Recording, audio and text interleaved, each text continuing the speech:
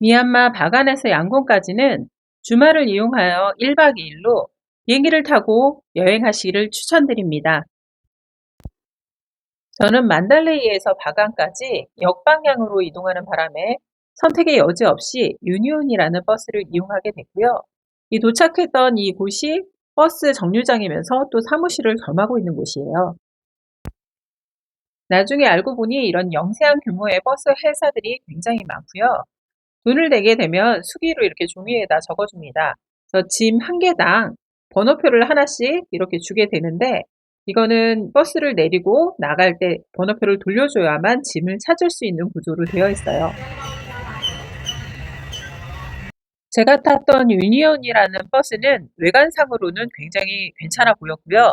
좌석은 하나 둘 구조였고 저 빨간색은 담요인데 추워지면 아무 소용이 없을 만큼 굉장히 추웠습니다.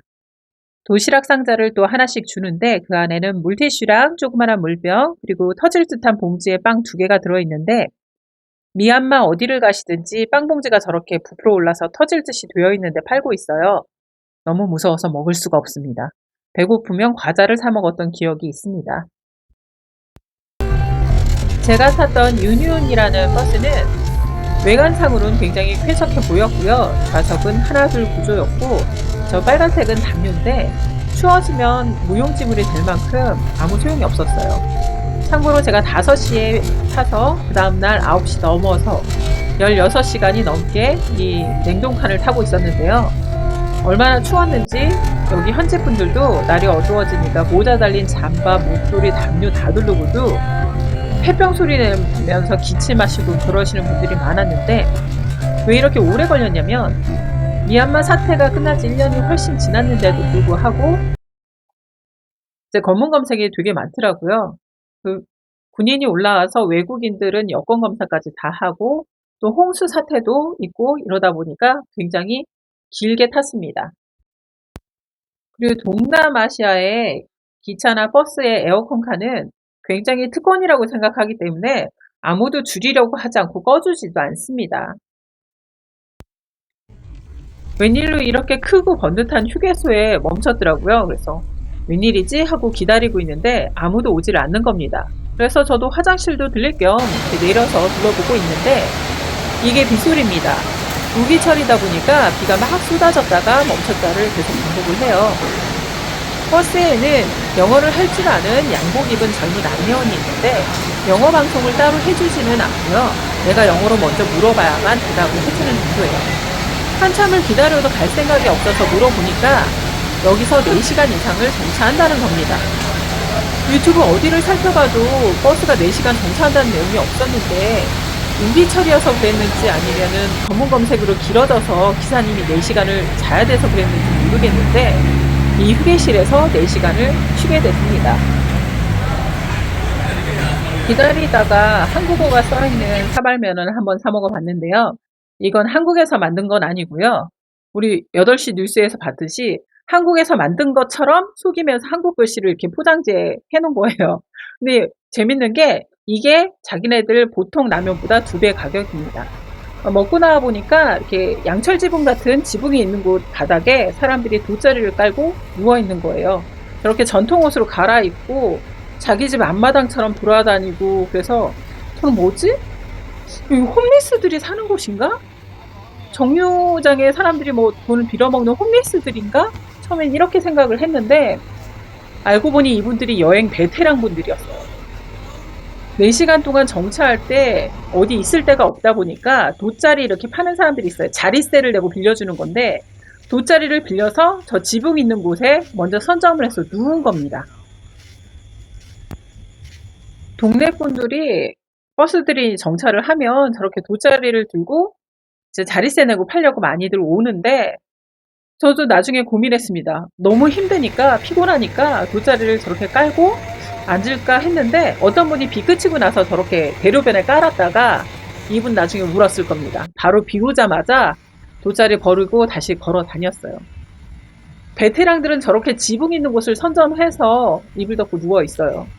동네 개들도 있는데 처음에는 홈리스인가 하고 바라봤던 게 나중에 진짜 부러움으로 쳐다보게 되더라고요. 이 돗자리 자리세 내고 팔던 사람들도 어느 정도 시간이 가면 다 가버리고요. 이게 어정어정 돌아다니는 사람들이 많은데 버스에서 그러면 쉬면 되는데 왜 돌아다니냐 하실 텐데 이게 엔진이 꺼지다 보니까 찜통더위로 바뀌어요. 그리고 문은 앞문만 열다 보니까 이게 바람이 잘 안 통하는데 모기때가 엄청납니다. 얼굴이며 손이며 목이며 너무 깨물고요.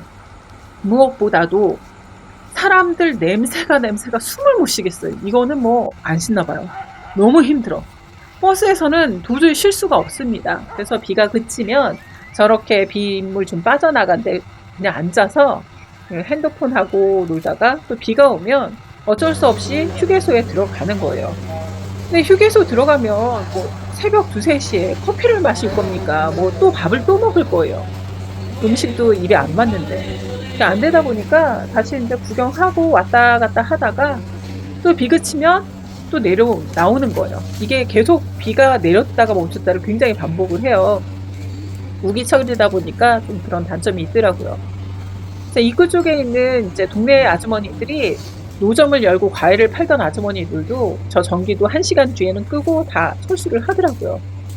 근데 저는 이게 너무너무 고통스러웠어요. 어디 마땅히 앉을 데도 없고 쉴 데도 없는 상황에 계속 이제 눈 뜨고 다리는 계속 걷다 보니 퉁퉁 붓지 눈은 너무 따갑고 아픈데 버스 안에 들어가서 쉴 수가 없어요. 제가 방콕에서 미얀마를 오다 보니까 이 미얀마 사태로 인해서 바간까지 가는 비행기가 아예 없어졌더라고요. 1년이 훨씬 지났는데도 신기하게 없고요. 만달레이는 제2의 수도처럼 큰 도시다 보니까 가는 비행기 편이 있어요. 그래서 만달레이까지 비행기를 타고 바간까지 버스로 또 바간에서 양곤까지 이렇게 이동한 건데 나중에 알고 보니 양곤과 바간까지는 주말에 비행기가 있더라고요. 내가 그런 줄 알았으면 비행기를 탔을 것이고 이렇게 16시간 이상을 이 버스 안에서 갇혀 있는 줄 알았다면 절대로 차라리 미얀마 여행을 안 했을 것 같습니다. 다음날 9시가 지나니까 버스도 많아지고 이제 수도에 도착하는가 보다 이제 눈치로 이제 왔지요. 음악도 틀어주더라고요. 이런 나라고. 얘가 그 제일 큰 시외 버스 터미널에 도착한 거고요. 차들은 굉장히 외관적으로 괜찮아 보이지 않습니까? 전혀 그렇지는 않고요. 도착해서 주변 풍경도 좀 보고 미얀마가 사태가 끝난 지가 오래됐는데도 불구하고 로밍이 안 되는 지역이에요. 보험에서도 이 지역이 빠져 있더라고요. 우버 택시 같은 거를 제가 로밍을 못하다 보니까 못 갈았고요. 앱은 없지만 이 주변에 이제 택시를 타려고 좀 이제 살펴보는데 출출해도 음식은 먹을 수가 없는 분위기였고요. 아시다시피 좀 이랬습니다. 요 모퉁이 지나 보니까 우버였나? 그 택시 기사 사무실이 있어서 시내까지 가는데 돈을 주고 돈 이게 뭐 그렇게 흥정이 쉽게 되지 않아요. 싸지 않습니다. 왜냐? 9시 넘어서 도착했잖아요. 여기 러시아어 엄청납니다. 트래픽이. 지금 저 앞에 트럭 앞에 타고 있는 파란색 유니폼을 입은 직원인지 학생인지 타고 있고요. 엄청 막혔어요. 중간중간. 그래서 1시간 이상 걸려서 숙소에 도착을 했고요. 나는 총 17시간 버스를 탄 거예요. 택시까지 합쳐서. 기다리는 시간 이래저래 18시간을 허비한 것 같습니다. 너무 고통스러웠어요. 그래서 반드시 비행기 1박 2일이면 충분하다는 거 말씀드리고 싶고요. RM 닮아서 찍어봤습니다. 욕할지도 모르겠지만. 또 이제 숙소 지나갈 때 시장 입구에 이제 있더라고요. 과일 같은 것도 팔고 다행히 튀김 같은 것도 파는데 다른 지방에서는 튀김을 사 먹기가 힘들어요. 왜냐하면 튀김물이 까만색 진짜 깜장색 처음 봤어. 난 진짜 무슨 휘발유 이런 건 줄. 그래서 그런 기름에 튀긴 거를 사서는 못 먹고 결국엔 걔한테 줬던 기억이 있고요. 과일은 절대로 깎아놓은 거 못 먹겠더라고요. 너무 더러워. 그래서 안 감거 그런 걸 이제 사 먹었던 기억이 있고요. 신기하게 뻥튀기들 맛있게 잘 먹었습니다.